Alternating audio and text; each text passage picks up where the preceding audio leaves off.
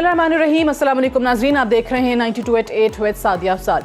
नाज़रीन, एक तरफ तो आज भी हम देखते रहे कि विफाक और सिंध की कोरोना वायरस को लेकर जो इंतज़ामात हैं और जो सहूलियात हैं उसमें एक दूसरे से शिकायत जारी थी, तनकीद की जा रही थी। सिंध ये कह रहा था कि विफाक की तरफ से तमाम सूबों को वो इंतज़ामात उस तरीके से या वो फैसिलिटीज़ या वो इक्विपमेंट्स या पैसे फंड्स उस तरीके से प्रोवाइड नहीं किए जा रहे जिसकी ज़रूरत बनती है। और विफाक की तरफ से यही कहा जा रहा था कि 18वीं तरमीम के बाद सूबे आज़ाद हैं, खुद मुख्तार हैं, वो अपने डिसीजंस भी ले रहे हैं, पॉलिसी मेकिंग भी उनकी अपनी है और विफाक का जो हिस्सा बनता है करने का काम वो विफाक कर रहा है। बहरहाल जब एक तरफ ये मामला चल रहा था और ऑब्वियसली एक यूनिफॉर्म्ड पॉलिसी जो है इस मामले को लेकर हमें रियासत की या हुकूमत की नज़र नहीं आ रही, वहीं पर कोरोना वायरस के मरीज़ों की तादाद, मुतासरीन की तादाद बढ़ती चली जा रही थी। आज ही अगर आप सारे अखबारात देखें तो फ्रंट पेज पे जो खबर सबसे पहले नज़र आती है वो ये कि रिकॉर्ड 56 अमवात हो गई हैं, 1600 नए मरीज़ हैं और ये पिछले 24 घंटे का डाटा जो है वो है कि वायरस के फैलाव में अचानक तेज़ी आ गई है। खैबर पख्तूनख्वा में एक ही दिन में 24 अफराद जाम बहक हो गए हैं, सिंध में 622 अफराद मुतासर हैं। फिर दूसरी अखबार भी 53 अफराद के जाम बहक होने की खबर देती है। लेकिन जो बॉटम लाइन है वो ये है कि तेज़ी आ रही है, कोरोना वायरस जो है वो फैल रहा है।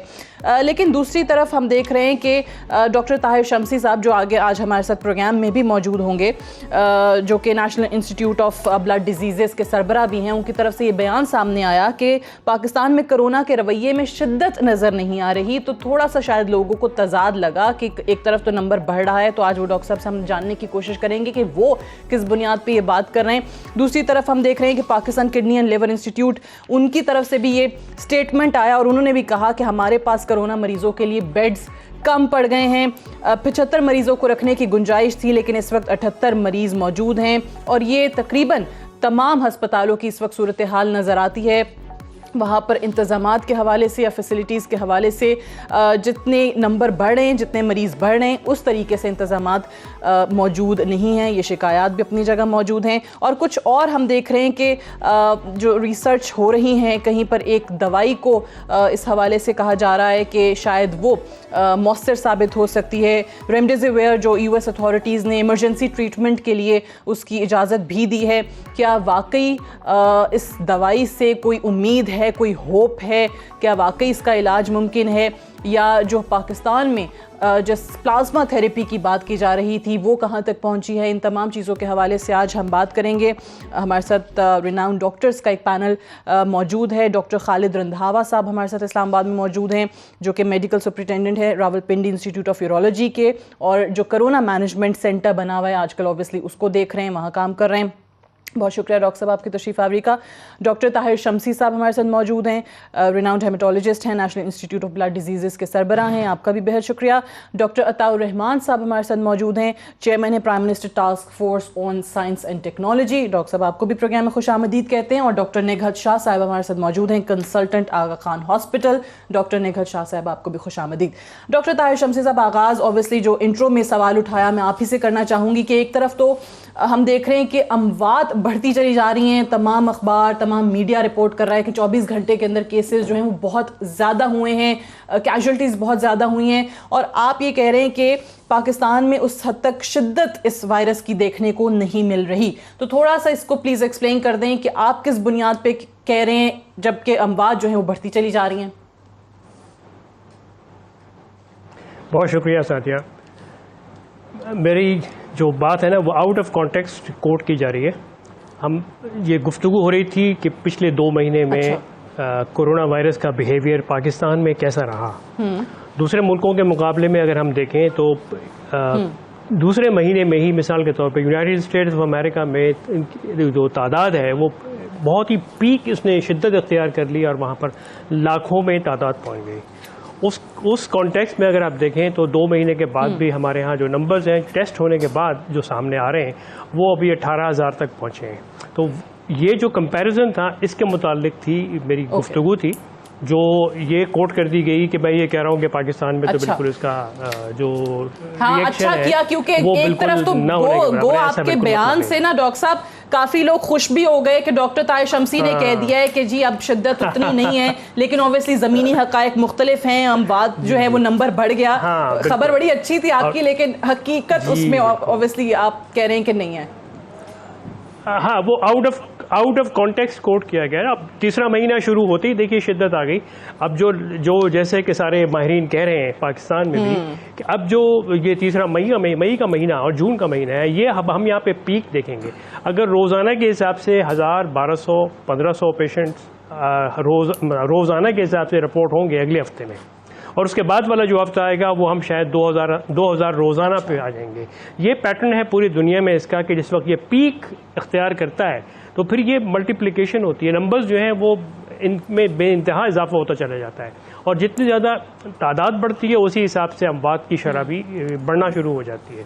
अच्छी बात सिर्फ ये है इसमें कि टाइमली 1-1.5 महीना पहले से लोगों को मुतवज्जा करने से हुआ ये कि जो पैसिव इम्यूनाइजेशन का मामला है, प्लाज्मा थेरेपी का मामला है, वो इस वक्त हम बिल्कुल तैयारी पे आ गए हैं। आपने देखा होगा आज के अखबारात में, और कल पूरे दिन मीडिया में चलता रहा कि हयाताबाद मेडिकल कॉम्प्लेक्स KP में प्लाज्मा की कलेक्शन का काम शुरू हो गया है।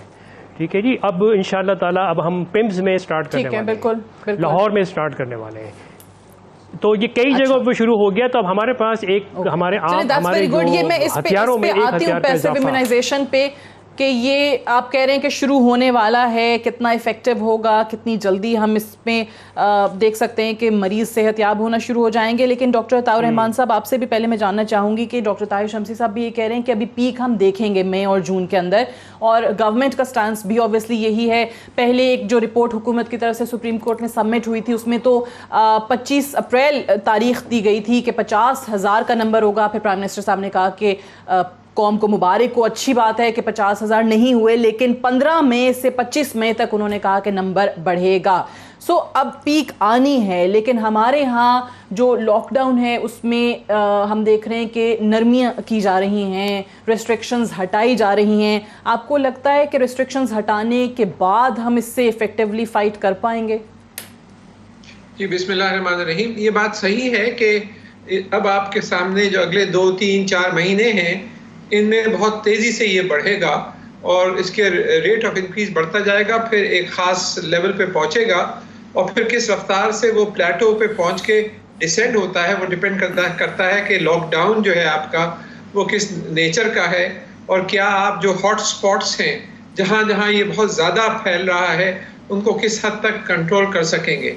कंप्लीट लॉकडाउन तो मुमकिन नहीं है, क्योंकि गुर्बत 7-8 करोड़ लोग ऐसे हैं जो गुर्बत की लकीर के करीब हैं या नीचे हैं, तो आप कंप्लीट लॉकडाउन तो नहीं कर सकते। लेकिन आपने फिर भी खासा लॉकडाउन किया है, कुछ जगहों पे इफेक्टिव नहीं हुआ, वहीं पे ज़्यादा फैला है। कराची का हमने लेबॉरेटरी एस्टैब्लिश की है कराची यूनिवर्सिटी में, जिसमें बायोसेफ्टी लेवल 3 फैसिलिटीज़ हैं। तो वहाँ पे इस वक्त जो सैंपल्स आ रहे हैं वो साउथ कराची से ख़ास तौर पे और ईस्ट कराची से, वहाँ पे कोई 35%, 30% और कुछ जगहों पे तो 53% पॉजिटिव आ रहे हैं केसेस। नॉर्मली 8 या 10% की एवरेज होती है। तो ये एक जो WHO की प्रेडिक्शन थी वो ये थी कि हम तकरीबन 2 लाख मरीजों तक पहुंच जाएंगे जुलाई के वस्त तक।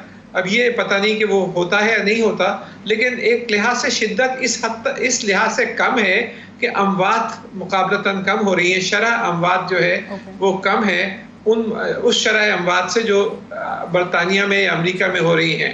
तो ये बीमारी तो तेज़ फैल रही है, विजिलेंस तो इसके अंदर मौजूद है, लेकिन अमवात उतनी नहीं हो रही, और ये एक खुश आयन बात है। तो इसको बहुत डेलिकेटली चलना पड़ेगा जी। ठीक है, यानी डॉक्टर खालिद रंधावा साहब, यही नुक्ता कि शिद्दत आएगी, वायरस का फैलाव जो है वो होगा मई जून में, तमाम लोगों का इस पर इत्तेफाक भी है। लेकिन ये कितना खुशाइंद है जो डॉक्टर ताउर रहमान साहब कह रहे हैं कि बाकी ममालिक के कंपैरिजन अगर करें पाकिस्तान से तो अमवात यहाँ पर कम है। देखें, इसमें जो शमसी साहब ने बात की और डॉक्टर साहब ने, ताउर रहमान साहब ने, तो अगर शरह अमवात की बात करें तो मैं समझता हूँ कि वो भी बढ़ रही है। बढ़ रही है। अच्छा, ये 0.5% से शुरू हुई थी, अब 2% से ऊपर चली गई। अब डाटा सामने उसे कैलकुलेट किया जा सकता है। दूसरा नंबर बढ़ने का, तो इनिशियली एक स्पेकुलेशन थी जो कि दुरुस्त साबित हुई कि जो टेस्टिंग कैपेसिटी बढ़ती जा रही है, number of cases per day भी बढ़ते जा रहे हैं। फॉर एग्जांपल रावलपिंडी के एरिया में पहले एक लैब थी NIH और दूसरी FIP थी आर्मी की। इस वक्त 4 लैब चल रही हैं, एक होली फैमिली हॉस्पिटल में शुरू हो गई, एक बेनजीर भुट्टो। टेस्ट ही नहीं हो रहे थे, पता ही नहीं था क्योंकि कैपेसिटी बिल्डिंग हुई है, टेस्टिंग की शरह बढ़ गई है। मैं अभी भी ये समझता हूँ being operational manager for corona management centre कि अगर रैंडम सैम्पलिंग की जाए, प्रोएक्टिव अप्रोच की जाए, तो केस शायद पर डे से ज़्यादा होंगे। देयरफॉर ये कहना कि अभी जो है अमवात की शरह कम है। आपके पास क्या सिचुएशन है इस वक्त? कोरोना मेरे पास जो हॉस्पिटल है उसमें सो फार 202 पेशेंट एडमिट है। अच्छा। 157 सेहतयाब होकर घरों को जा चुके हैं, 7 पेशेंट की डेथ हो चुकी है, 4 वेंटिलेटर पे हैं। एंड एवरीबॉडी नोज के वेंटिलेटर वाले पेशेंट में 10 to 15-20% की सर्वाइवल रेट होता है। ठीक है। सो इस पर तो हमें मुतमिन नहीं होना चाहिए, नंबर 1। नंबर 2, हम शरह अमवात देखते हैं टोटल पॉजिटिव केसेस पे। हमें फ़िलहाल शरह अमवात कैलकुलेट करनी चाहिए जो पेशेंट सेहतयाब होकर घरों को जा रहे हैं, उसके अगेंस्ट शरह अमवात की जो अभी एडमिट हैं या दाखिल हैं हॉस्पिटल्स में, हम उस पर भी कैलकुलेट करके तो परसेंटेज निकाल लेते हैं, थोड़ी नीचे आ जाती है। तो नॉर्मल ट्रेंड यही चल रहा है कि हम टोटल पॉजिटिव केसेस पे निकाल रहे हैं। मेरे ख्याल में जो पेशेंट सेहतयाब हो रहे हैं वर्सेस डेथ हो रही है उस पर कैलकुलेट करनी चाहिए। शमसी साहब ने प्लाज्मा थेरेपी की बात की, तो इस्लामाबाद के साथ इन्होंने पेम्स की बात की। पेम्स में मेरा ख्याल है जो एडमिटेड केसेस या कैपेसिटी है वो शायद कम है। रावलपिंडी में कैपेसिटी भी ज़्यादा, एडमिटेड केसेस भी ज़्यादा हैं। तो आप कह रहे हैं वहाँ शुरू कर तो अगर ये government of Punjab health department के साथ कोऑर्डिनेट करके पेम्स और पिंडी में शुरू करें तो ये ज़्यादा बेहतर होगा और उनको सैंपल साइज़ बड़ा मिल जाएगा। उसके रिजल्ट भी अच्छे आ जाएंगे। तीसरी चीज़ ये है लॉकडाउन वाली। मैं इसमें बड़ा इसको समराइज़ करता हूँ बड़े सिंपल सेंटेंस में। लॉकडाउन के इफ़ेक्ट्स नेगेटिव अपनी जगह कोरोना के हिसाब से, अब इसमें तो कोई दो राय नहीं है, ये कंफ्यूजिंग डिसीजन है। वी शुड डिसाइड कि हमने कोरोना से मरना है या भूख से मरना है। अगर मुझे ये ऑप्शन दी जाए तो आई विल प्रेफर कि मैं भूख से मरूँ। रीज़न, उसमें टाइम मिल जाता है आपको, शायद कोई आपकी मदद को आ जाए। जितने हॉरिबल सीन हमने देखे हैं अपनों की अदम मौजूदगी में मरते लोगों को, खुदा ज़िंदगी में किसी को ना दे। तो you are all for strict ये उन लोगों को पता है जो मरीज़ को चलते हुए कदमों में अस्पताल में दाखिल कराते हैं और दफन होने तक देखना नसीब नहीं होता। अच्छा, ये डॉक्टर साहब मुझे एक ब्रेक के लिए कहा जा रहा है। मैं अगर ब्रेक से वापस आऊँ, मैं डॉक्टर निघत शाह साहिबा से भी बात करूंगी। ये डॉक्टर साहब ने जो बात की, और ऑब्वियसली हम देख भी रहे हैं बड़ी अलार्मिंग सिचुएशन है। कुछ फुटेज, कुछ वीडियोस जो हैं वो सामने आती हैं कि जहाँ पे आपके प्यारे आपसे कोरोना की वजह से बिछड़ गए हैं, तो वहाँ उनका जनाजा नहीं हो पा रहा। वो जो रिचुअल्स हैं वो उस तरीके से रसूमात जो हैं आखिरी उनकी अदा नहीं की जा रही हैं। उस पर डॉक्टर मुख्तार जो एक रिनाउंड वायरोलॉजिस्ट हैं, उनका मानना ये है कि ऐसा कुछ नहीं है, ये बल्कि बड़ी तौहीन करते हैं हम अपने किसी डेड बॉडी की, और ऐसा नहीं होना चाहिए। इस पे डॉक्टर हजरात जो हैं उनका क्या मौक़िफ़ है, ये भी बात करूंगी एक वक्फे के बाद।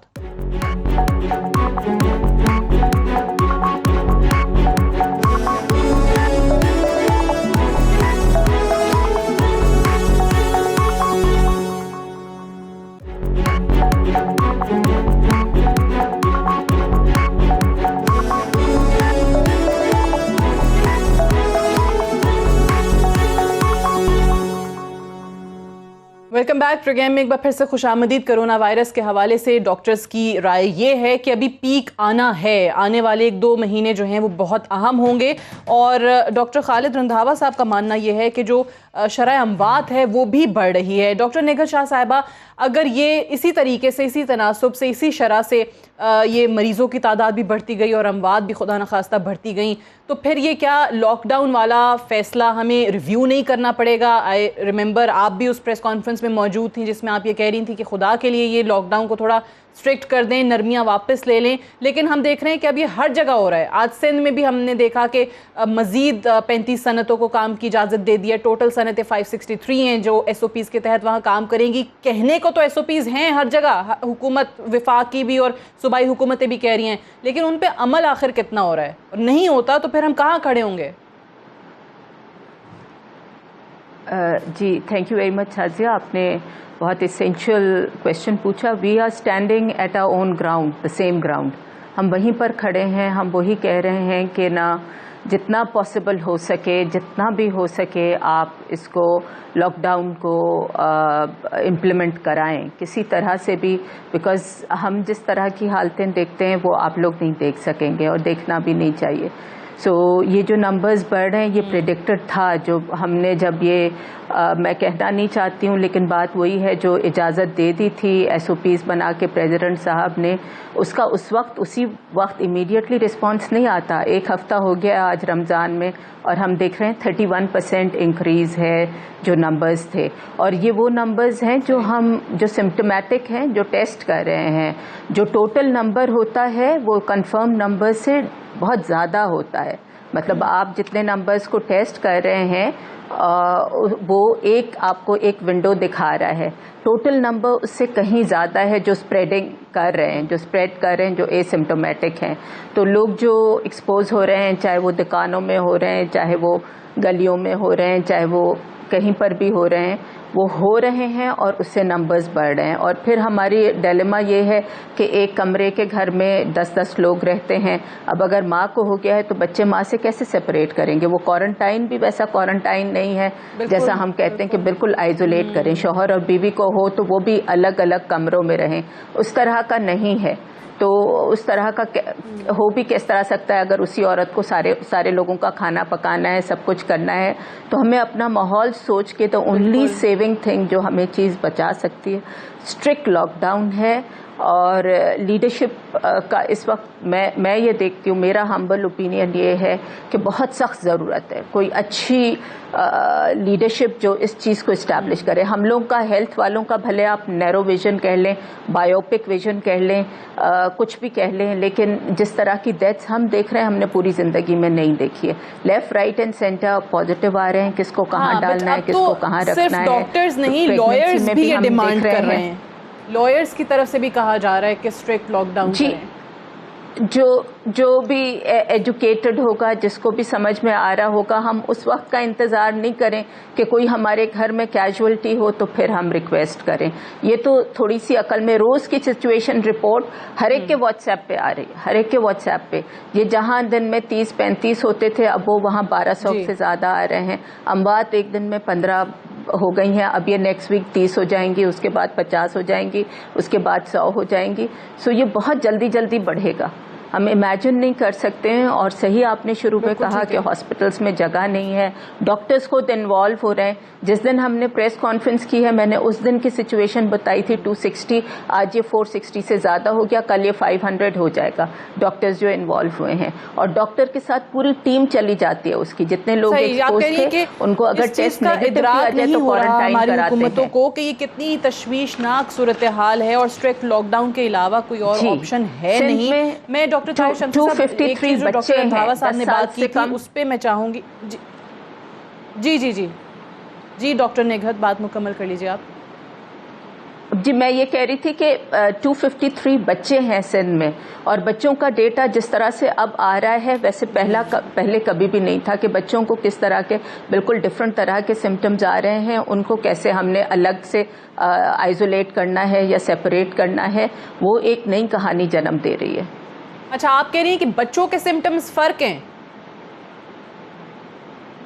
जी, बच्चों के सिम्टम्स फ़र्क हैं, बच्चों में थोड़ा फ़र्क आ रहा है, सडनली सिवियर हो जाता है। ये तो हम एक टर्म हमारे पास आ गया है हैप्पी कोविड। हैप्पी कोविड होता है जो बात कर रहा है, वाइटली स्टेबल है और एकदम से कोलैप्स हो जाता है, इस तरह की चीज़ें हैं। तो बच्चों में कुछ तो स्टेबल होकर बहुत जल्दी ठीक होते हैं, हम सोचते हैं कि उनकी इम्यूनिटी अच्छी है, लेकिन कुछ एक्सपायरीज भी अब रिपोर्ट होने लगी हैं, which is a source of concern for all of अस।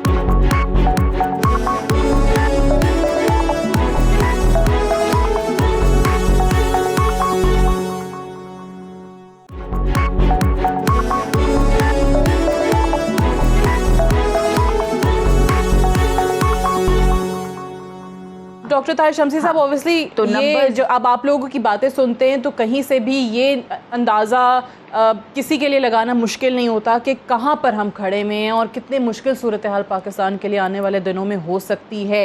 ये ज़रा फरमाइएगा कि जिस तरीके से अभी डॉक्टर निगहत भी बात करी थी, डॉक्टर रंधावा भी बात कर रहे थे कि पहले आपके क्योंकि टेस्टिंग कैपेसिटी नहीं थी, टेस्ट कम हो रहे थे, तो हम समझ रहे थे कि कम ही लोगों को कोरोना वायरस है। लेकिन जैसे जैसे आपने कैपेसिटी बढ़ाई, लैब्स की तादाद बढ़ी, तो आपको पता चला कि आप जो पेशेंट्स हैं उनका नंबर जो है वो भी बढ़ना शुरू हो गया है। एक तो इस पे भी ज़रा रिस्पॉन्ड कीजिएगा, और साथ ही साथ जो डॉक्टर रंधावा ने कहा कि पिंडी में अगर आप शुरू कर दें, जो आप पैसिव इम्यूनाइजेशन की बात कर रहे हैं कि वहाँ पर क्योंकि कैपेसिटी ज़्यादा है पिम्स के साथ साथ, तो क्या उस पर गौर करेंगे, हुकूमत से बात होगी? जी राइट, जी बिल्कुल हो सकती है। मैं पहले सवाल का जवाब दे दूं। जो हालात जिस तरफ जा रहे हैं, और जैसे अभी डॉक्टर निगहत ने कहा कि ये जो टेस्ट होते हैं, ये this is simply a window जिससे आपको बाहर की दुनिया नज़र आ रही होती है।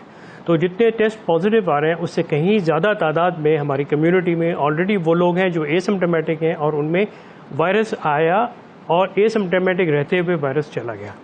इनकी तादाद इससे कहीं ज़्यादा हज़ारों में, शायद 70-80 हज़ार तक पहुंच चुकी हो या इससे भी ज़्यादा हो गई हो। तो इसके लिए 1 महीने से मैं बार बार इस बात का जिक्र कर रहा हूँ और अपनी तजावीज़ दे रहा हूँ कि देखिए, हमें उन लोगों को आइडेंटिफाई करना है कि जो के एसिम्प्टोमेटिक रह के ठीक हो गए, उनमें IgG एंटीबॉडी आ चुकी है। वो IgG एंटीबॉडी करने के लिए जो टेस्ट किट्स होती हैं वो बैन लगा हुआ है, उनको इंपोर्ट करने की इजाज़त दीजिए। वो ये टेस्ट जो है IgG का टेस्ट, ये हमें इस बात को पहचानने में मदद करेगा कि कौन लोग जो हैं वो रिकवर होके, और जिनको लॉकडाउन हमें नहीं करना। जो वज़ीर आज़म साहब की और हुकूमत की ख्वाहिश है कि स्मार्ट लॉकडाउन करना है, तो स्मार्ट लॉकडाउन की ये एक बेहतरीन सूरत होगी कि आप जिन लोगों को स्मार्ट लॉकडाउन के तहत बाहर काम करने की इजाज़त दे रहे हैं वो मुकम्मल तौर पे सेफ़ हैं। तो ये इसकी NDMA को ये किट्स मंगवाने के लिए फैसिलिटेट करना होगा। हेल्थ जो हमारा मिनिस्ट्री ऑफ हेल्थ है, NIH है, उसको इसके ऊपर से बैन ख़त्म करना होगा। IgG का टेस्ट, उसकी जो किट्स हैं उनकी इंपोर्ट की इजाज़त देने का नोटिफिकेशन जारी होना चाहिए। अब आ जाइए पैसिव इम्यूनाइजेशन के ऊपर। पैसिव इम्यूनाइजेशन के सिलसिले में पिंडी से राब्ते में हैं हम लोग, और वहाँ पर मेरी बहुत अच्छी कॉलीग हैं, डॉक्टर डॉडी नाम है गालिबन, डॉक्टर मुनीबा एहसन डॉडी प्रोफेसर हैं हेमेटोलॉजी की, उनके साथ हम लोग रास्ते में हैं। और मुबीना डॉडी, जी मुबीना आपके साथ है? उसमें रावलपिंडी इंस्टीट्यूट ऑफ यूरोलॉजी में है या वो बेनज़ीर भुट्टो में है? वो अच्छा बस सही है। तो उनके साथ में हम लोग राब्ते में हैं, उनको तरीक़ाकार जो है उनके साथ डिस्कस हो गया। मेडिकल यूनिवर्सिटी में, रावलपिंडी मेडिकल यूनिवर्सिटी में। ओके जी। शमसी साहब, ऐसे है ना कि आपको 157 रिकवर्ड जो पेशेंट है उसका एक बड़ा बैंक मिल जाएगा आपको। हाँ। मेरा एक सवाल है। जी बिल्कुल। जितनी डिस्कशन हो रही है पॉलिसी, कमिंग वीक प्लानिंग जी वे फॉरवर्ड पे हो रही है, अभी तक इस पे ऑपरेशनल लेवल पे कोई बात नहीं हुई। बिल्कुल कोई ऑपरेशनल लेवल पे इतने लोग अच्छे एक्सपर्ट बैठे हुए हैं, ऑपरेशनल लेवल पे कोई आप इनपुट दे सकते हैं? ऑपरेशनल लेवल पे आपके एंड पे तो मेरा ख्याल है immediately availability of convalescent plasma, जो आपके पास एक इजाफी हथियार आ जाएगा उन लोगों को इलाज करने के लिए कि जो कि अभी वेंटिलेटर पे तक नहीं। वो तो बात हो गई ना, मेरा क्वेश्चन और है कि ऐसा operation directly beneficial to the patient, ये तो आपकी जो चीज़ कह रहे हैं वो तो अभी अप्रूवल लेवल पे अल्लाह करे हो जाए। मेरा क्वेश्चन ये है, क्या जी सादिया आप मानती हैं कि मुल्क हालत जंग में है? बिल्कुल, सारे मानते हैं मुल्क हालत जंग में है।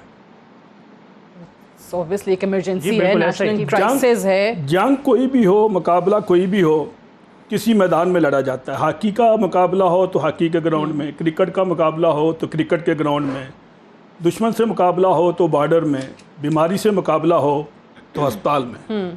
ये मैदान है। आप कह रहे हैं कि ऐसा क्या है जो फिलहाल, और फ्रंट लाइन फाइटर कौन है?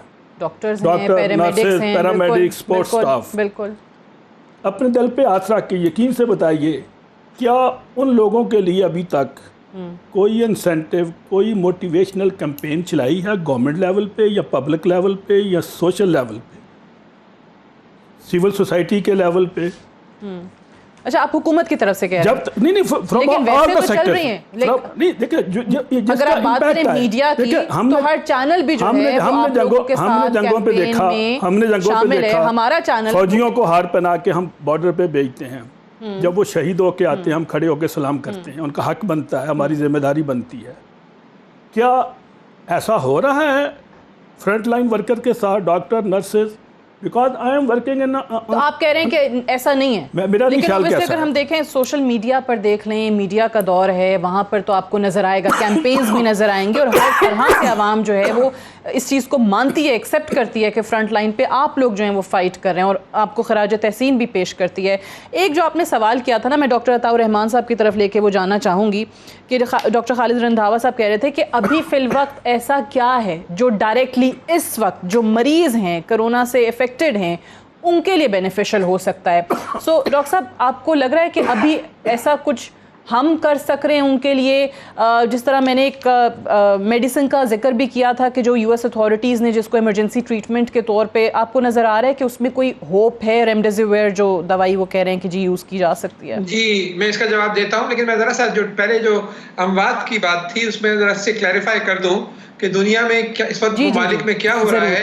जो 18 से 20 हज़ार के रेंज में जो ममालिक हैं जिनमें ये बीमारी पाई गई है, उनमें जो लोग इंतकाल कर रहे हैं, मैक्सिको में 1972, आयरलैंड में 1265, स्वीडन में 2669, तो पाकिस्तान में 18,000 पे कोई 450 या 460 है।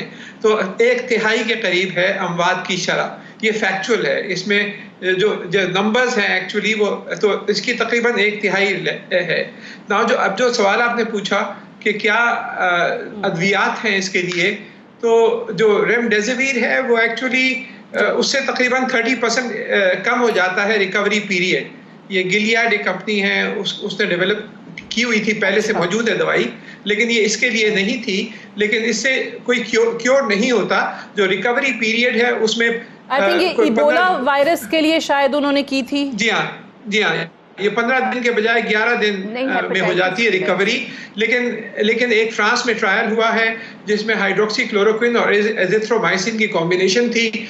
उसमें कोई 1000 पेशेंट्स के ऊपर किया है उन्होंने, और उसमें खासे हिम्मत अफजा नताइज निकले हैं। ये जो मिलता जुलता है एक और मॉलिक्यूल है जिसके ऊपर आजकल, जो मैं कोरोना वायरस के टास्क फोर्स का भी चेयरमैन हूँ मिनिस्ट्री ऑफ साइंस का, तो उसके तहत हम ट्रायल्स करा रहे हैं हाइड्रोक्सीक्लोरोक्विन, एजिथ्रोमाइसिन और इस तरह के और एंटी वायरल ड्रग्स पे। तो उसके रिजल्ट इंशाल्लाह हफ्ते, 2 हफ्ते, 3 हफ्ते में आसपास आने शुरू हो जाएंगे। लेकिन वैक्सीन साल 1.5 साल लगेगा, उसको भूल जाएं। नया ड्रग जो है उसको 5 साल से 10 साल लगेंगे, उसको भी भूल जाएं। इस वक्त आपके पास जो रास्ता है, या तो रीपर्पजिंग ऑफ एग्जिस्टिंग ड्रग्स, जो मौजूदा ड्रग्स हैं वो कोई ऐसे निकल आए, या फिर आप सोशल डिस्टेंसिंग इस्तेमाल करें, या कुछ हर्बल ड्रग्स हैं जो चाइना ने अप्रूव किए थे और क्लिनिकल डेटा मौजूद है कि ये कोरोना पेशेंट्स में बहुत पाए गए हैं, उनको इस्तेमाल कर लिया जाए। यही चीजें अवेलेबल हैं। या फिर आप अपना मेडिकल सिस्टम को स्ट्रॉन्ग करें कि पेशेंट्स को आप ज़्यादा से ज़्यादा मदद कर सकें। मेडिकल डॉक्टर्स के पास इक्विपमेंट वगैरह हो सही, क्योंकि सिंगापुर में सिर्फ 16 अमवात हुई है। ठीक है, फिलहाल जो है वो यही अद्वियात है, इन्हीं से इलाज हो रहा है। मैं आके डॉक्टर साहब आपसे भी और डॉक्टर निघत से भी पूछ लूँगी कि आप लोग जो हैं वो ऑब्वियसली कौन सी दवाइयाँ ज़्यादा मौसर इस वक्त समझ रहे हैं। डॉक्टर अताउर रहमान साहब ने तो बता दिया कि और बाकी चीज़ें भूल जाएँ, हमारे यहाँ तो यही अद्वियात हैं और यही पेशेंट्स को दी जा रही हैं। एक ब्रेक लेंगे, ब्रेक से वापस आएंगे, डिस्कशन हम यहीं से आगे बढ़ाएंगे। Stay tuned.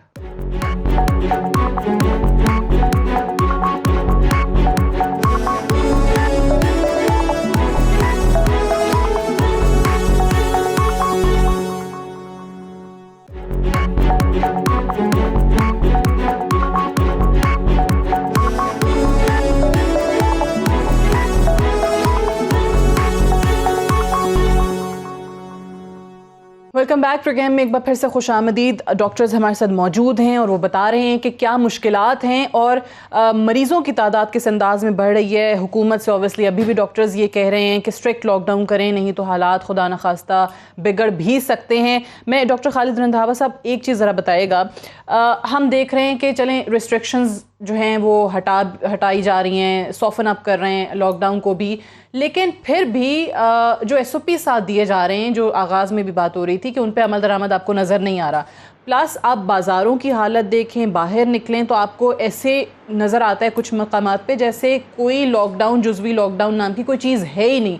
कोई फ़र्क नहीं लोगों को पड़ रहा कि कोरोना है या नहीं है, लोग समझ रहे हैं इट्स ऑल ओवर। उनके लिए आप क्या कहेंगे? ये आपका बड़ा ही पर्टिनेंट क्वेश्चन है। और जिस तरह मैं कह रहा था कि ऑपरेशन लेवल की बात करें, ऑपरेशन लेवल पे 2 सेगमेंट है, एक प्रिवेंटिव है, एक क्यूरेटिव है। क्यूरेटिव को हम डायरेक्टली डील कर रहे हैं, प्रिवेंटिव को हम इनडायरेक्टली करते हैं। ये क्वेश्चन मेरे से पहले एक और प्रोग्राम में देखा कि लोगों को सेंसिटाइज करने के लिए आप क्या मैसेज देना चाहते हैं कि लोग जिम्मेदारी का एहसास करें। तो मैंने सिंपल एक जवाब दिया था कि अगर कोई आदमी इटली, न्यूयॉर्क, स्पेन को स्क्रीनों पे देख के सेंसिटाइज नहीं हुआ तो वो मेरे आपके कहने से तो नहीं होगा, नंबर 1। नंबर 2, दूसरा है लेजिस्लेशन, इन्फोर्समेंट। लेजिस्लेशन करें, इन्फोर्समेंट करें कि बगैर ज़रूरी तौर पे जो घर से निकला है जी, he must be punished up to some extent. अच्छा, अब मेरा इसमें कोई राय नहीं, जो बंदा गैर, और कोई इतना डिफिकल्ट नहीं होता। अब 2-4 बार आप इंटरव्यू करेंगे आपको पता चल जाएगा, एग्जाम्पल सेट हो जाएगी। अगर हमने वाकई बचना है तो, अगर हमने ये लीवरेज देना है, ऑब्वियसली कुछ लोगों की मजबूरी होती है निकलना, जिस तरह मैं हूँ, मैं निकलता हूँ, मैंने जाना है हॉस्पिटल, मैंने आना है, आपने हमारे कैमरामैन ने ऑब्वियसली कुछ मैंडेटरी सर्विसेज हैं वो करना है, और ये कोई इतना डिफिकल्ट नहीं है करना सॉर्ट आउट, अगर गवर्नमेंट डिसाइड कर ले तो।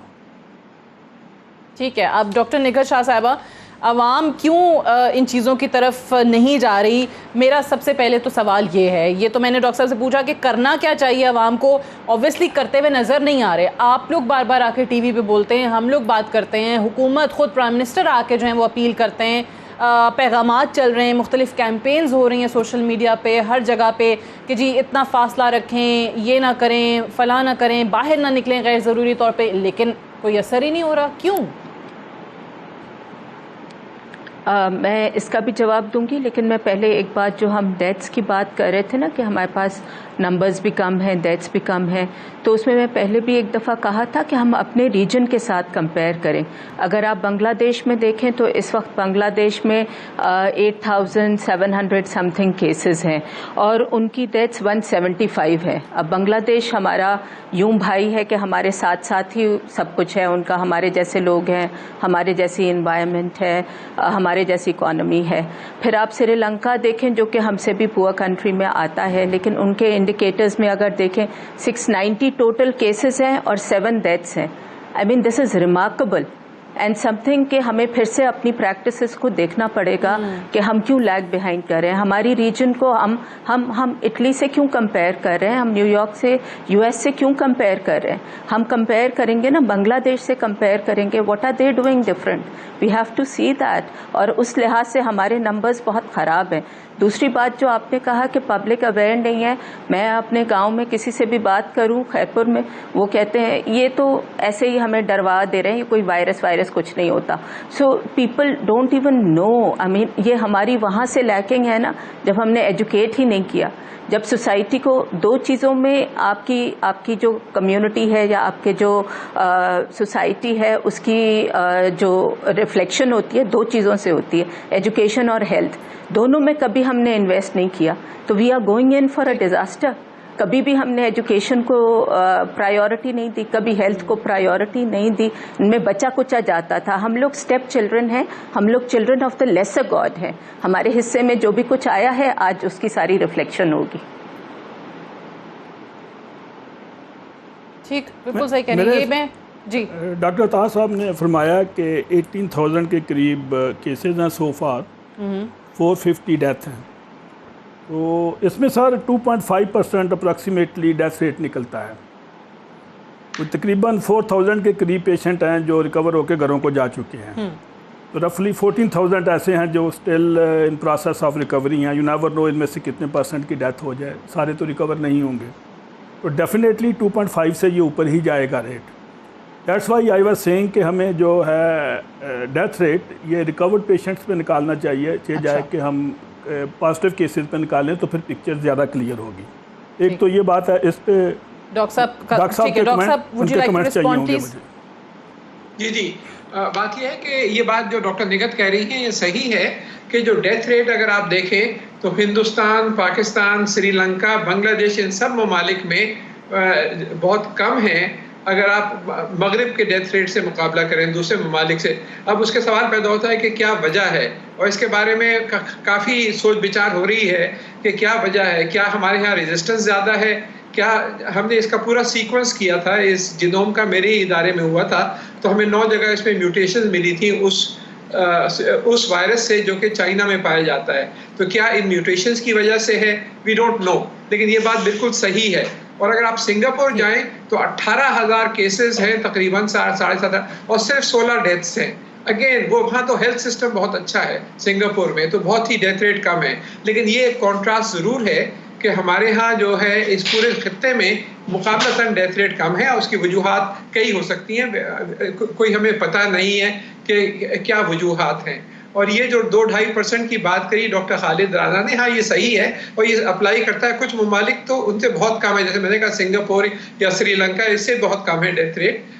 उसकी वजह हमें देखनी पड़ेगी कि क्या वजह है कि उनके डेथ रेट्स कम हैं, what are we doing wrong. लेकिन एक चीज़ साफ है कि ये बहुत तेज़ी से फैल रहा है। नंबर 1, अभी हमें कोई सही, हमारे यहाँ सिर्फ 6-7-8 हज़ार टेस्ट हो रहे हैं। 1 लाख टेस्ट होने चाहिए आपको, रैंडम टेस्टिंग होनी चाहिए ताकि पता चले कि एक्चुअली है क्या।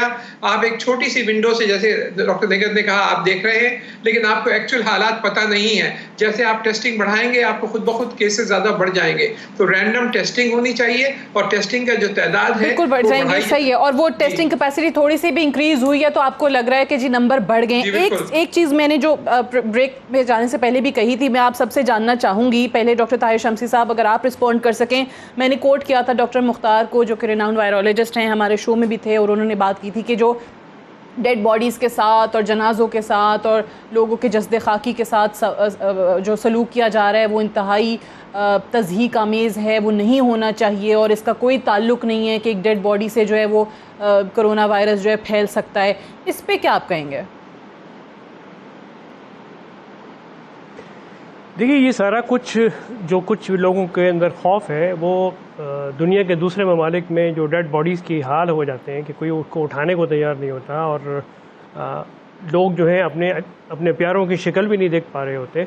तो ये उस खौफ की वजह से कि डेड बॉडीज़ से ऐसा ना हो कि ये वायरस ट्रांसफ़र हो जाए और चारों तरफ गुस्ल देने वाले को लग जाए या कब्र में उतारने वाले को लग जाए, तो ये खौफ की वजह से लोग जो है बहुत ज़्यादा पीछे। ये आप इसलिए कह रहे हैं क्योंकि हमारे पास अभी ऐसा कोई एविडेंस नहीं है, हमारे पास कोई शवाहिद नहीं है, ऐसी कोई स्टडी नहीं है, हमारे पास कोई एविडेंस नहीं है कि आया ये डेड बॉडी से फैलता है या नहीं, तो इसलिए हम एहतियात कर रहे हैं, ये आप कह रहे हैं?